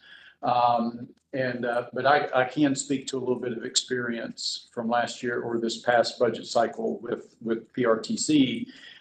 You've got to go back to your jurisdictions and you've got to pass a budget. And if your budget can't accommodate this, it can't accommodate it, and then we'll figure it out from there. And that's part of the opportunity that still exists for you and your jurisdictions, and I'll be supporting it. The position of Prince William County and talking to our transportation folks is we've got to get back to normal as quickly as possible, because that fiscal cliff is headed our way. And the sooner we get back to that, because we experienced that a 69% increase in our subsidy to PRTC this past year was sticker shock. And again, that was only 3 million. We're talking about a much bigger issue here. So I think we've got a lot of work to do over the next 3 years to figure out how do we get through this. Because if we're looking at a couple $100,000 here and there, when it's $2 million, $3 million, it becomes a whole different conversation. And so hopefully ridership will go up. In my civilian world, I deal with retail world, and we say, growing sales solves a multitude of problems. So if we can get more people on those trains, that's going to help us solve a lot of problems. But a lot of that is well beyond our control. With what happens with the new administration, and 30% of the workforce could retire today, as I understand it. But I've also understand, and our friends in Fairfax are feeling the biggest pinch on this. We've had a significant number of federal workers leave Northern Virginia, and they are living in the rural parts of Virginia, which means if they are coming to work, there's a likelihood they're going to use these assets. But if they choose to retire or choose not to participate, then, but I anticipate this year we should see some ridership increases. I just hope it's enough to, push us forward in a way that minimizes that fiscal cliff coming forward. So I appreciate Ms. Hayes and Ms. Bumpke and the conversations that we've had over this week. But there's no easy to these things, but I can sympathize and empathize with where you guys are right now. So, Mr. Carantonis and then Ms. Bailey. Just a little footnote to the very thoughtful and thought-provoking discussion. Sometimes we think about the budgets of our jurisdictions, but we have to think also about the budgets of our constituents. Driving has become an almost impossible expense. It's almost 30 to 40% more expensive than it was like 3 years ago. If you have paid for HOT lanes, I mean, slugging has been also being more expensive in balance. This is we take away, if we let our transit systems, on a medium support, we are not all offering options, and our constituents will need these options. They may be doing more or less okay today with a mix of telework, etc. And like Mr. Walkinshaw, Mr. Gordy, I don't expect a miraculous increase in ridership just like that, for all the aforementioned reasons. I know, though, that the federal government will have to provide the same level of services, and maybe they will have to switch to a different type of employment, like, for example, doing that with contractors, etc. So this back and forth will be happening, and 395 will be as congested as you have ever seen that, as expensive as you've ever seen that. There is not a single, the other day we were discussing, there are only 2 models in the United States that sell of cars that sell, less than $25,000. So it's really a very expensive thing to do. VRE is an amazing bargain for everybody, not only for us. The problem is we don't market and don't sell it as well as we can. And the moment that we get some riders that are where they should be to serve them better. So that's the point of investment. We have to put this service first in order to get the response later. So this is why my jurisdiction and myself, we are of the budget as proposed right now, very well aware that this is a burden for you. I mean, there's no question. And I hear Ms. Baumke on this. I cannot imagine, I can only imagine what it means to have gone through years with very high tax increases. These are really very high tax increases. And I know that what drives these tax increases is not something that we have control here, right? That's a state issue, and this is something we have to work on. But trying to respond to that by reducing a very real option for constituents here, a cheaper option to move, is a problem too, right? So I'm open for conversations ongoing on this. We definitely haven't spoken the last word. I'm going to now give Ms. Bailey the last word on this for today's topic. That's right. I just wanted to acknowledge my colleague from Prince County and his comments. I think it was spot on. And we will collaborate to have those future discussions because I think they're necessary. And following our bylaw premises that we set forth and voted on. This is a wonderful board, and I am so sensitive and appreciative and respectful of what other colleagues from the South are saying. And so the door is open for future conversation. I appreciate that. All right, we have a motion on the floor pending and a second. Absent further discussion, Ms. Baumke, how do you vote? I vote no. Okay, and of those in the room, all those in favor, please say aye. All those opposed? Okay. Okay. We have 2 noes. Any abstentions? Okay, I think the motion carries. Leslie, do you have a count? Are we comfortable? It's sure. Yeah. Pass. It passed. Okay. All right. So with that, the budget has been referred as amended and will be taken up at PRTC and NBTC in January. Yes. Okay, moving on. Thank you so much and thank you everybody for the robust conversation.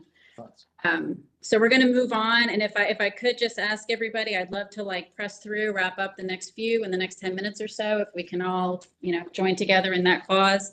Rich, if you could introduce action item 9B. Thank you, Madam Vice Chair. Just looking forward now into 2025. This is the next item up. I'd like to actually ask Supervisor Walkinshaw. He was the chair of the nominating committee. Just want to make a couple of comments here and then open it up to the floor for a vote. Yeah, thank you, Rich. And Ms. Mensing and I comprise the nominating committee, and we're very excited to bring you all a great slate of officers for your consideration for 2025. And they all have agreed, it's too late to change your mind. But do a wonderful job. Sarah Bagley as chair, Andrea Bailey as vice chair, Dan Stewart as secretary, and Lori Hayes as treasurer.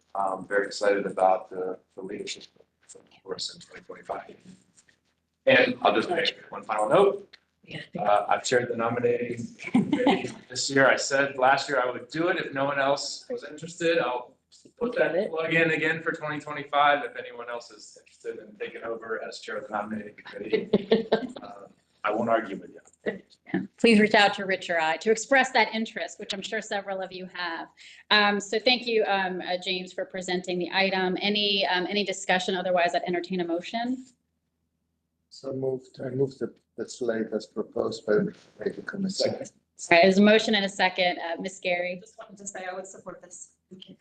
And then I think Ms. Bonke has signed off, but let me just confirm. Okay, Ms. Bonke signed up. Okay, so all those in the room in favor of the motion? Aye. Any opposed?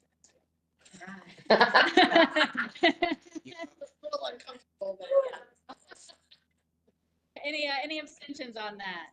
All right, the motion passes unanimously. Congratulations to the slate. Moving on to action item 9C, if Rich could introduce the item.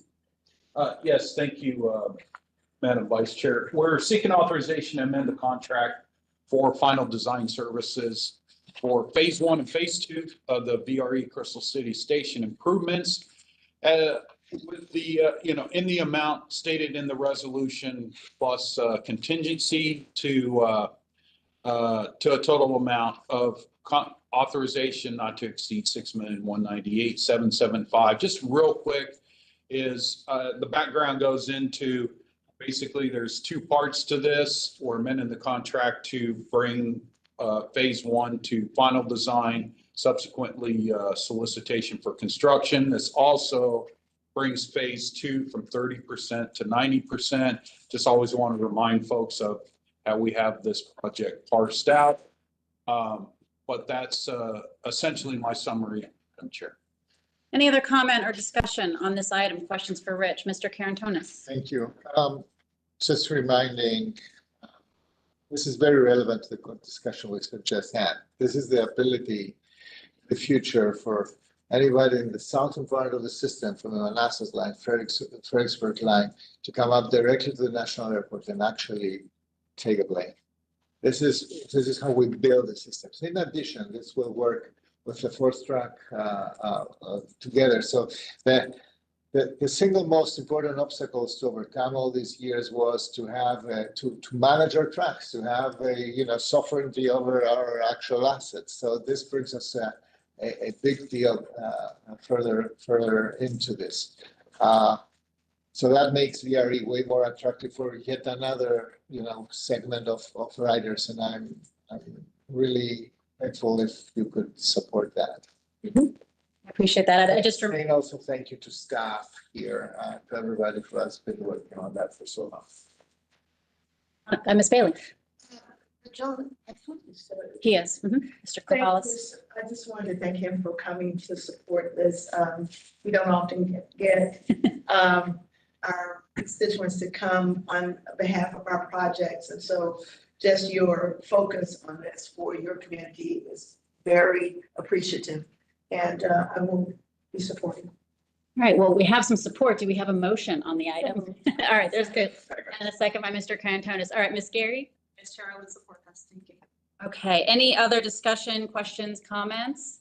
All right, hearing none. All those in favor of action item 9C? Aye. Any opposed? Any abstentions? Thank you so much. The motion passes unanimously. Action item 9D. Rich, if you could introduce the item. Thank you, Madam Vice Chair. We just simply seek authorization to submit an application for a planning grant to the US DOT Protect FY 2024, 2025. Simply put, this planning grant in collaboration with VPRA actually just gives us an opportunity to go look at our service, specifically the infrastructure and stuff of our service territory with a slightly different lens when it comes to the potential from a risk standpoint for excessive flooding, excessive storms, and how that would directly relate to our service area. So a little different for us, a little different approach here, but again, once again, it's an example of a collaboration between VRE and BPRA, always wanting to take the next stride forward in ensuring that we have a sustainable, reliable service out there for our customers. So that's my summary, Madam Vice Chair. Thank you, Rich. And I wanted to take a moment to just highlight my enthusiasm for the existence of sort of this program and for VREs taking advantage of it.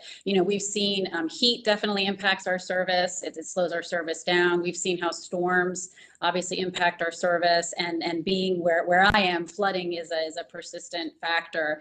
And so VRE needs to build its resilience. And I think, again, as Mr. Carantonis' point about it's expensive to drive, it's in a climate emergency, not everybody has a car to leave. And to the extent our trains are part of our, escape hatch in the future to relocate people and move them around more efficiently, I think to the extent VRE can become more resilient and part of a regional, network is really valuable. So I was really pleased to see this action item. Any other comments or questions? Yeah, I agree with you, Madam Vice. I am very excited about that we are I saw when I was reading the lead applicant, and I'm appreciative of BPRA's partnership and going forward. BPRA is not new to us anymore, and so we are grateful for the acknowledgement of the work that we have to do for our constituents. Any other comments or questions? I'd entertain a motion. So Is there a second? Is that Ms. Holmes? Okay, thank you. Any further discussion, Ms. Gary? All right.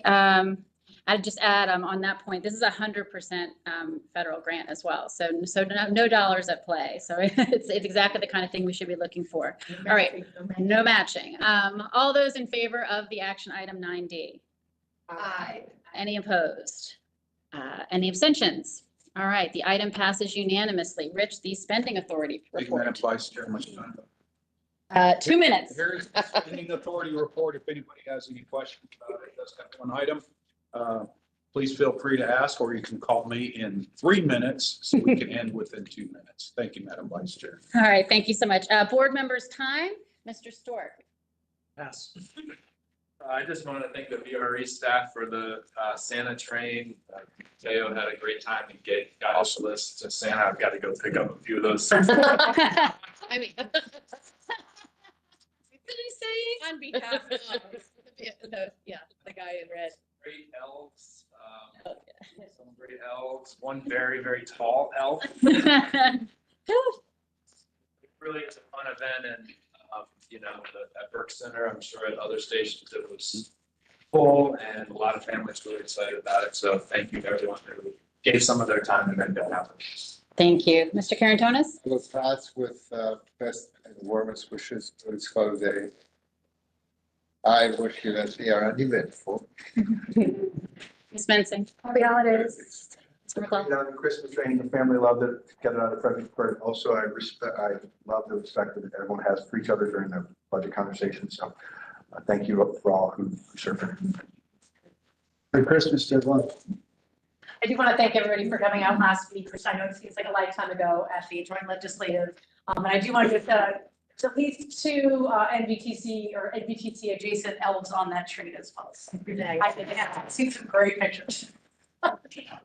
Gary. I just want to say thank you to everyone. It's been a real pleasure serving on this board. We also did go on the sketch train, which was a real experience. We hadn't gotten to do that previously and took all of our kids. My teenagers begrudgingly went as well, but I think and so just back to saying, I really have enjoyed serving with all of you.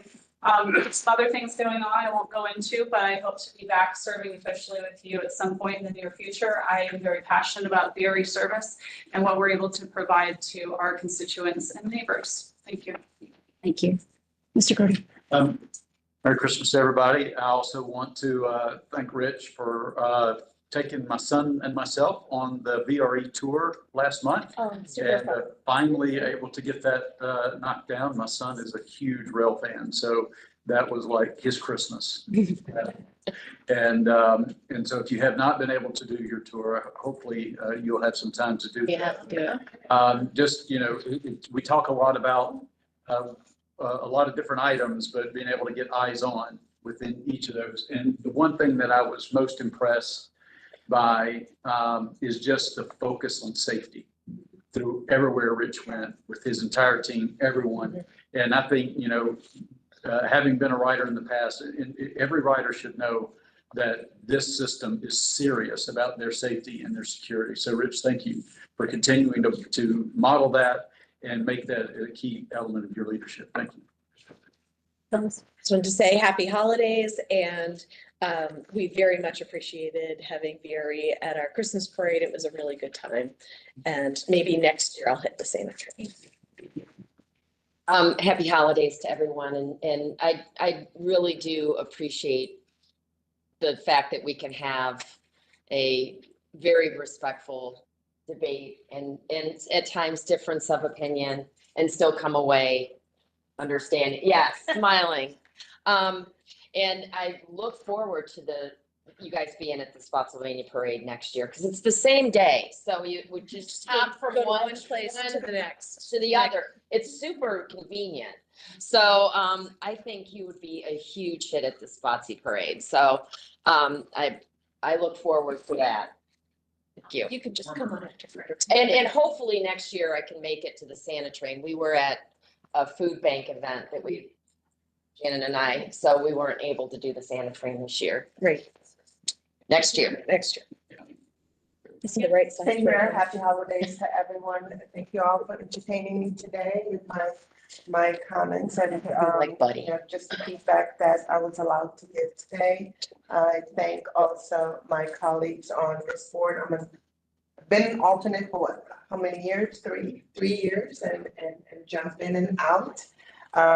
Same thing as Rich's safety plan, maintenance, and he has an escape hatch, so thank you for that.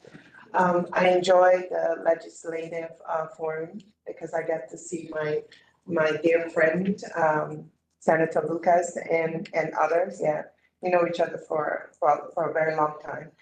And so it's very entertaining, cutting the ribbon over in Gainesville and having to run around 10 minutes through the traffic and the rain. And what I did notice that there was no building, but a thought came to mind is that when it rains, there's just a overdeck that's Dutch for just the roof. And I thought about the buildings that Prince William, for example, I used to live in Prince William, and so when they built that, I shut up.